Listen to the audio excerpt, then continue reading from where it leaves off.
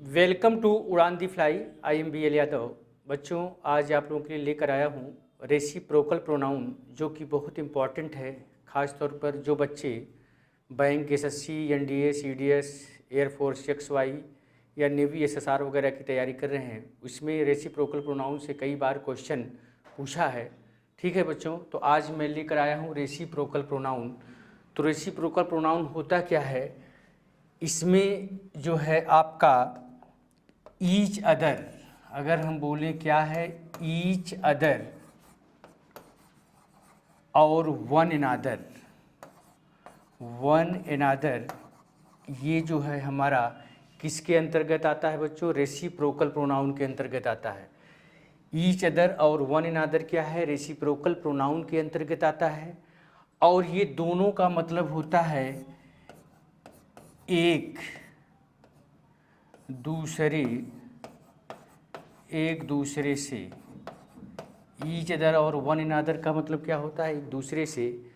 ठीक है, each other और वन अनदर का प्रयोग जो है कहाँ पर किया जाता है, ये ज़्यादा मैटर रखता है कि ईच अदर और वन अनदर एक दूसरे से, इसका मतलब होगा। ठीक है, अब यहाँ पर सवाल उठता है कि ईच अदर और वन अनदर का प्रयोग हम सेंटेंस में कैसे करेंगे, राइट? तो आइए देखते हैं, पहले इसका डिफिनीशन लिखते हैं कि ईच अदर और वन अनदर को कैसे हम डिफाइन करेंगे, राइट?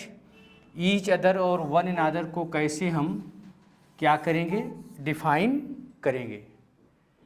ठीक है, तो each other and one other are the words that express, या इसको ऐसे कह सकते हैं कि reciprocal pronouns are the word, क्या? Reciprocal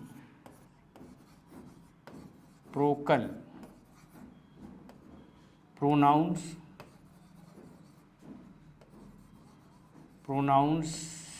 are the words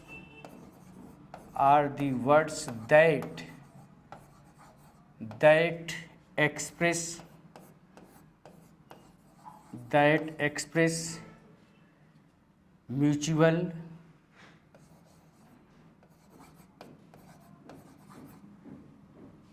reciprocal pronouns are the word that express mutual action or relationship, mutual action or relationship। ठीक है, reciprocal pronouns are the words that express mutual action और relationship. इसके बाद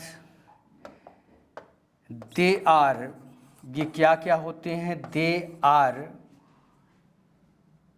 each other and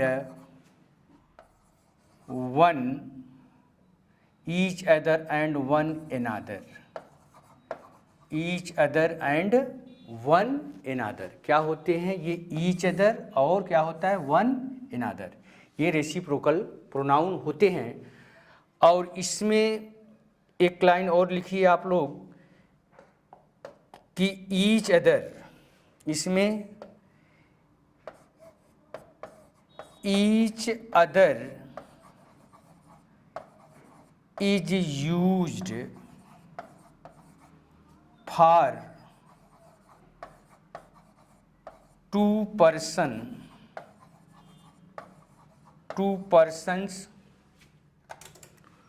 persons or things। each other is used for two persons or things, while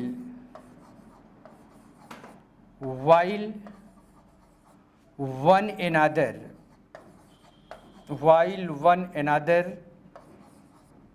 is used for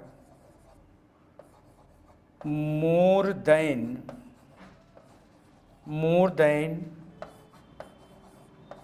two persons or things, two persons or things। ठीक है, तो कहने का मतलब ये है बच्चों, जो ईच अदर का प्रयोग आप करेंगे, ईच अदर का प्रयोग किसके लिए होगा? ईच अदर का प्रयोग सिर्फ दो व्यक्तियों या वस्तुओं के लिए किया जाता है। किसके लिए किया जाता है बच्चों? ईच अदर का प्रयोग दो व्यक्तियों या वस्तुओं के लिए हम किसका प्रयोग करेंगे? ईच अदर का प्रयोग करेंगे। व्हाइल, जबकि वन अनदर का प्रयोग जो है, वन अनदर का प्रयोग किसके साथ के लिए करेंगे? Is used for more than to persons और थिंग्स, दो से अधिक व्यक्तियों या वस्तुओं के लिए हम किसका प्रयोग करेंगे? वन अनदर का प्रयोग करेंगे। ठीक है, आइए इसको हम एग्जाम्पल के द्वारा समझने की कोशिश करेंगे तो ज़्यादा कंसेप्ट क्लियर होगा। तो यहाँ पर हम एग्जाम्पल देंगे पहले रेसिप्रोकल प्रोनाउन का। तो एग्जाम्पल में अगर हम लिखें बच्चों इस तरह से कि हमने बोला the two brothers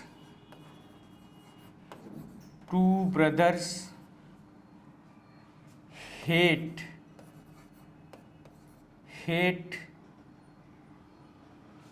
each other.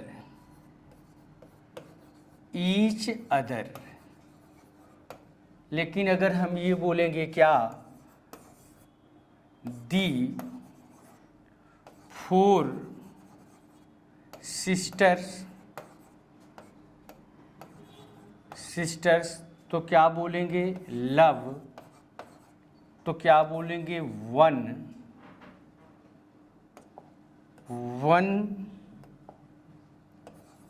One another. ठीक है, कहने का मतलब ये है बच्चों यहाँ पर कि जब हम दो व्यक्तियों की बात करेंगे, दो व्यक्तियों या वस्तुओं की बात करेंगे, तो हम किसका प्रयोग करेंगे? ईच अदर का प्रयोग करेंगे, राइट। और जब हम फोर की बात करेंगे तो हम किसका प्रयोग करेंगे? वन अनदर का प्रयोग करेंगे। ठीक है, किसका प्रयोग करेंगे? वन अनदर का प्रयोग करेंगे, ये कहने का मतलब है। ठीक है, तो अब यहाँ पर सवाल ये उठता है कि आपके एग्ज़ाम में क्वेश्चन कैसे पूछे जाएंगे। तो आइए थोड़ा सा उसको भी देखते हैं। यहाँ पर जैसे कि हमने देखा टू के लिए क्या होगा? Each other.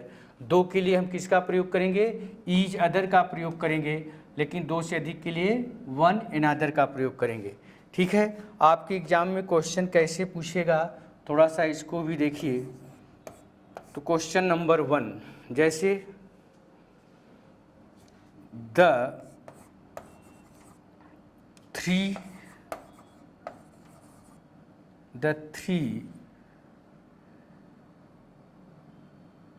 Brothers,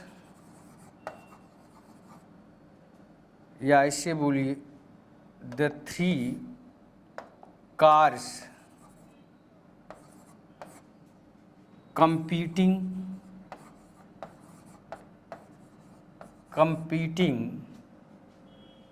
with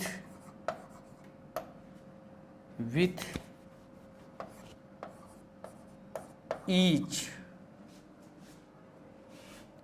other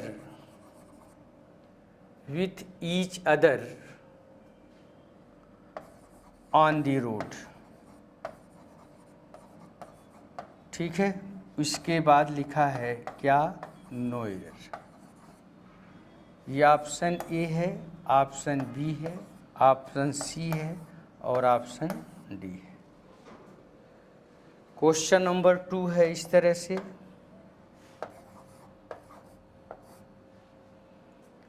question number 2 कह रहा है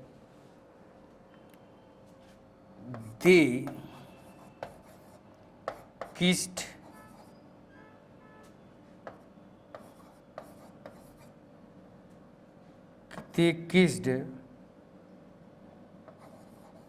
one another at the party।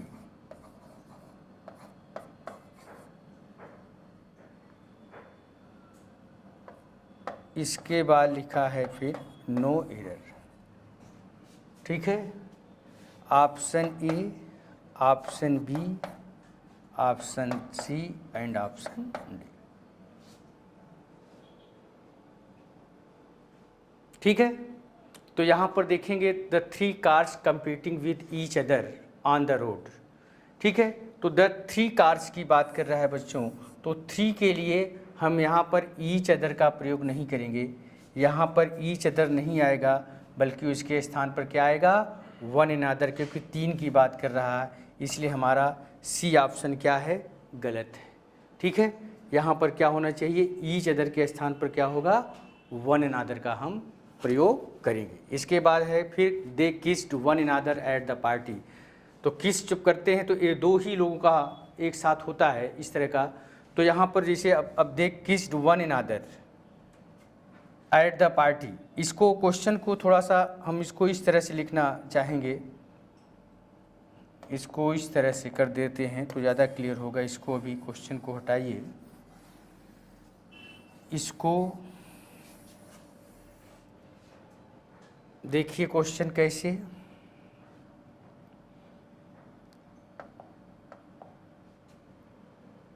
यहाँ पर देखिए इस तरह से क्वेश्चन नंबर 2, अगर हमने बोला द ऑफिस स्टाफ मेंबर्स, अगर हम बोलें the staff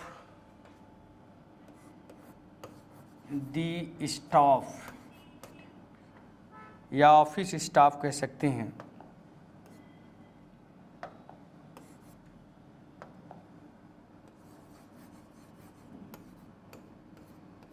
the office staff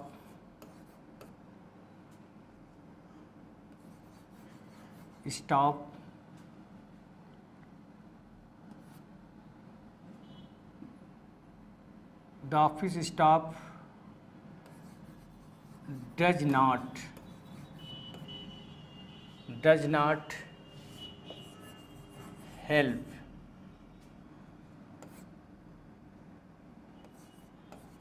each other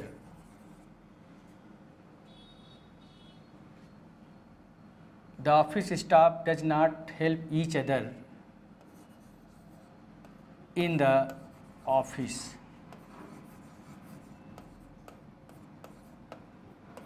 इसके बाद लिखा है नो एरर। ठीक है, option A, option B, C and D.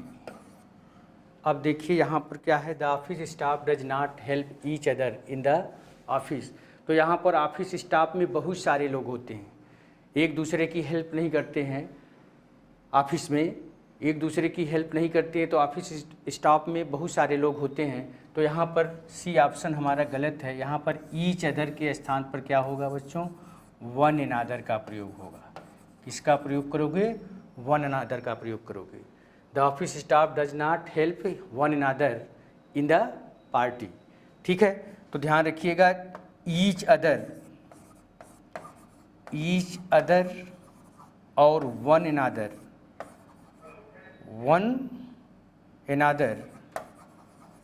ये दोनों का मतलब क्या होता है बच्चों, एक दूसरे से। लेकिन याद रखिएगा ईच अदर का प्रयोग किसके लिए होगा, फॉर टू के लिए होगा, लेकिन वन अनदर का प्रयोग किसके लिए होगा, फॉर मोर देन क्या, टू के लिए होगा। तो यहाँ पर ऑफिस स्टाफ में बहुत सारे लोग होते हैं, तो यहाँ पर क्या होगा, बहुत सारे लोगों के लिए फिर ईच अदर का प्रयोग नहीं होगा, आप किसका प्रयोग करोगे, वन अनदर का प्रयोग करोगे। ठीक है, तो ये कहने का मतलब है ईच अदर का प्रयोग आप दो व्यक्तियों या वस्तुओं के लिए, एंड वन अनदर का प्रयोग किसके लिए होगा, फॉर मोर देन 2 पर्सन्स और थिंग्स। रेसी, तो ये रहा आपका रेसिप्रोकल प्रोनाउन। ठीक है बच्चों, तो आज हम यहीं तक रखेंगे। जय हिंद।